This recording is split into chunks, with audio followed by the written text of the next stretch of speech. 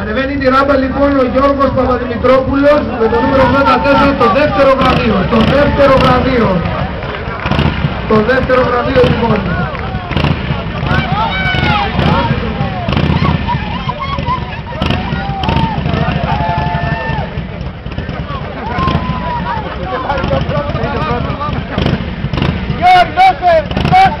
Δεν δίνεις, οι αντίκες δεν δίνουν. Οι αντίκες είναι για να τις βλέπουμε μόνο. Να δούμε ποιος ανεβαίνει επόμενος από τις αντίκες.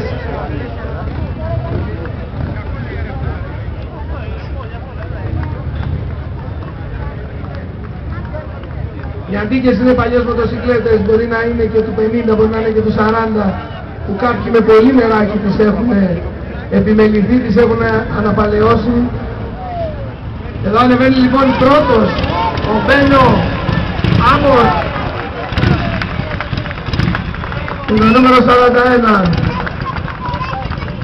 και γράφει Λάκη στο τεπόζιτό του και ήταν πολύ τυχερός λοιπόν όντως ο Μπένο που κέρδισε την πρώτη θέση στην απονομή ο πρόεδρος της Λέσκης Harley Davidson Club Ελλάς, ο Γιώργος ο Κατσοτής. Η ψυχή αυτής της εκδήλωσης έβαλε παντού την υπογραφή του. Και περιμένουμε και τον δεύτερο, τον βλέπω είναι στην άκρη της ράμπας.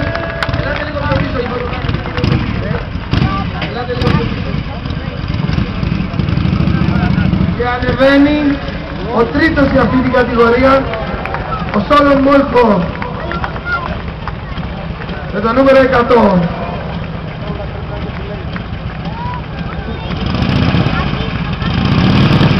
Πολύ ωραία, πολύ ωραίο στρίγγερ. Καλό! Άνοιξε το, δεν ακούμε. Ωραίο. Και προχωράμε στην κατηγορία Βέρος. Πάμε για την κατηγορία Βέρος, τρίτη θέση, στον Κώστα Παπαϊωάννου με το νούμερο 46. Second place at the Vero